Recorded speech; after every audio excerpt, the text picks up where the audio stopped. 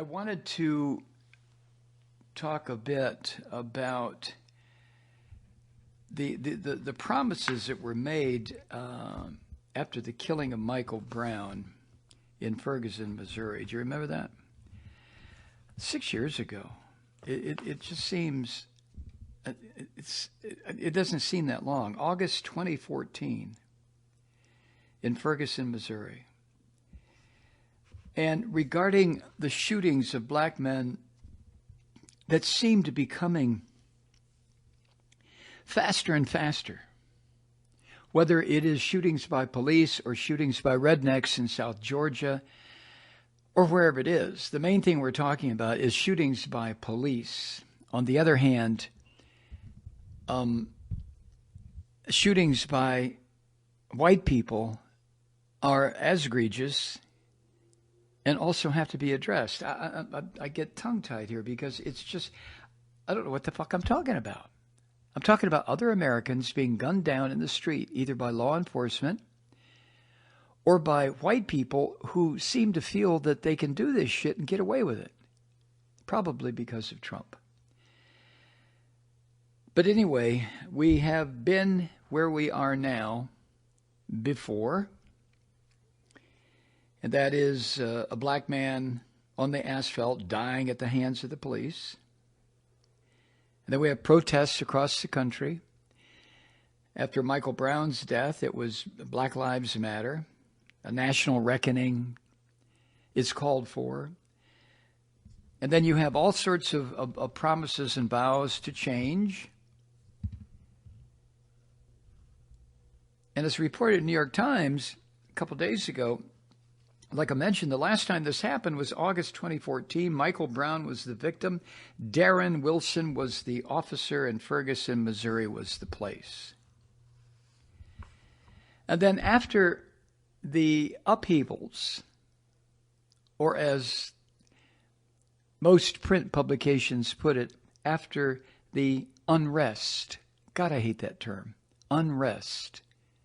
You either are at rest or you're at unrest. Unrest is like when you wake up in the morning, isn't it? What has happened in this country after the shooting of black men is not unrest. It's something else.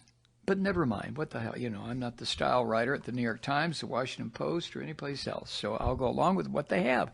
What else can I do, right? Anyway, after the unrest that followed the fatal shooting in Ferguson, Missouri, police departments around the country spent tens of millions of dollars on body cameras and different policies regarding use of force. They held training sessions in how to deal with bias and how to deal with de-escalation of a situation that starts to get out of hand, yada, yada, yada. And a presidential task force back in 2014, after that, issued 153 recommendations and different items that these police departments could take action on in order to reduce not just the killing of black men, but the incidents of violence against black men when they were stopped by police. The Justice Department, now this is in the age of Obama, of course, but the Justice Department forced 7 troubled police departments into consent decrees with mandatory benchmarks in those decrees aimed at reducing racial disparities and police brutality. I almost want to say something snarky like, you know, how's that working out? Obviously, it's not working out worth a goddamn. So, 6 years after Michael Brown's body was left on the street for hours. Do you remember that? How old was Michael Brown? 21, 22, 23? It was a kid to me. His body was just left there. What the fuck? What is that? Well, how do we come to a society where police can shoot a black kid in the street and just let his body lay there for hours, for fucking hours? How do we come to live in a place where in where was it, Buffalo, New York? An old white man can be pushed backward by cops who look like they just came from some fucking Star Wars movie, and he hits his head on the pavement and his ear starts to bleed, and they just walk past him? Where the fuck do we live? Well, you know where we live. We live in a country that's going fascist. That's where we live. Unless we stop it. So 6 years after Michael Brown's body was left on the street for hours, you have the death of another African-American man, George Floyd, who begged for his life, fucking begged for his life, as this disinterested piece of shit white man, Minneapolis police officer, pressed a knee on his neck.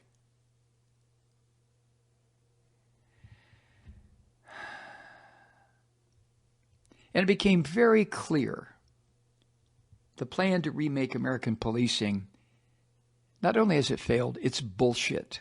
It's a fucking lie. So now when people are calling for abolishing the police force, the right-wingers in this country get their bowels in an uproar. Oh boy, don't they. The Minneapolis police force itself was part of that plan, these 153 recommendations, and had been a beneficiary of the plan.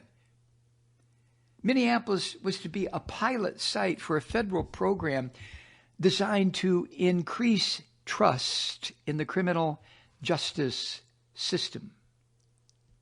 And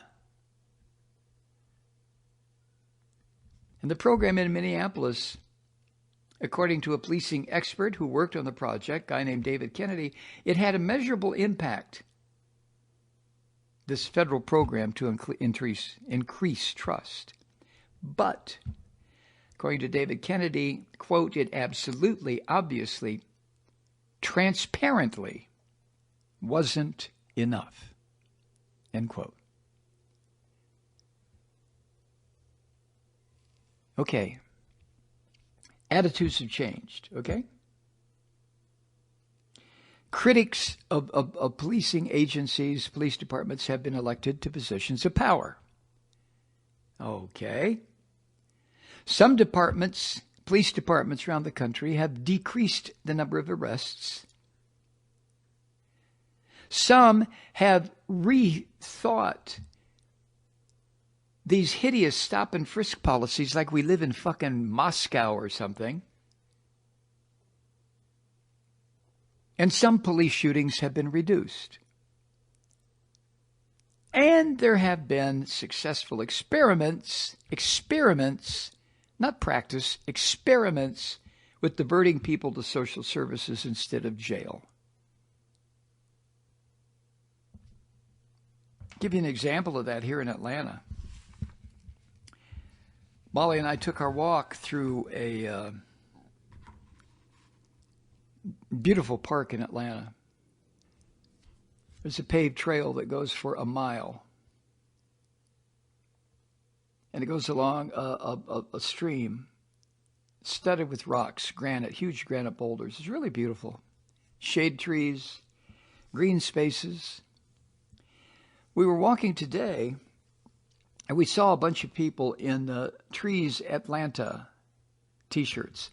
That's a volunteer organization that works on grants and donations to plant trees in the city of Atlanta because the developers here are ripping every fucking tree down they can get their bloody hands on.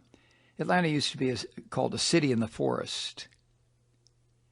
But anyway, we see these kids, black kids and white kids, teenagers, young, early 20s, pushing wheelbarrows. And it was wet out this morning. We had a terrible storm yesterday blow through Atlanta. Trees down, branches down, shit all over the place. And here were these kids out working Trees Atlanta. And, you know, as we walked past, about 15 of them in various stages of cleaning up the debris, I thought, hey, this is pretty good. So I told Molly what Trees Atlanta was. I said, you know, if you ever decide you want to do some volunteer work outside, maybe in the fall, Trees Atlanta is a place to go. You plant trees, you clean up debris, blah, blah, blah. So we're walking along. I noticed Molly took out her phone. She's looking at something, and then she says, "Yeah, I thought so." You thought what so? She said, "Well, it says here on their website, Trees Atlanta, that this is also used as a diversion program to keep kids out of young people out of jail." I said, "Oh, okay. Well, that's pretty cool, isn't it?" And Molly agreed. So there have been these successful experiments with diverting people into social services instead of putting them in jail. They're carrying an ounce of reefer or DUI or something, first offender type stuff, right? But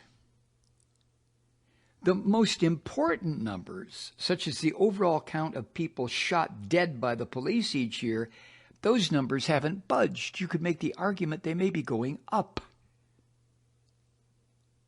And as the Times reports, even when police departments pull back from aggressive policing, they often find that stark racial disparities are still there or get worse. And you don't need to be a social scientist in the United States in the year 2020 to understand why the numbers get worse. Racism in this country is as American as apple pie. I think Stokely Carmichael said violence is as American as apple pie. Or was it H. Rat Brown? I don't know. It was 1,000 fucking years ago when that was said. But racism in this country, how do you excise racism? How do you do that? The only way I can think of is to write off my generation, write off the generation right behind me, and probably write off half the generation behind that one and focus on these kids. Stop showing young people that this group or that group does not deserve equal justice. Just stop doing it. Hi, Truth Seekers. Mike Malloy here. As you know, we've switched formats and are now broadcast exclusively on the Progressive Voices Network. So that means you get fewer program interruptions, no corporate commercials, and lots of profanity. But our format change also means some of our radio listeners no longer hear the program. It's been a while since I mentioned our podcasts, so you may have forgotten that there is a way to listen to this program anytime you need a good dose of screaming. Visit MikeMalloy.com and subscribe to our podcasts. You have your choice. You can listen to the ranting with the audio podcast or listen and watch me lose control with a video podcast subscription. As a podcast subscriber, you can download the program to your mobile device and take me with you wherever you go. And if you have a friend who needs a dose of truth-seeking, you can give a gift subscription as well. That's MikeMalloy.com, and never miss a minute of the uncensored fun and frivolity.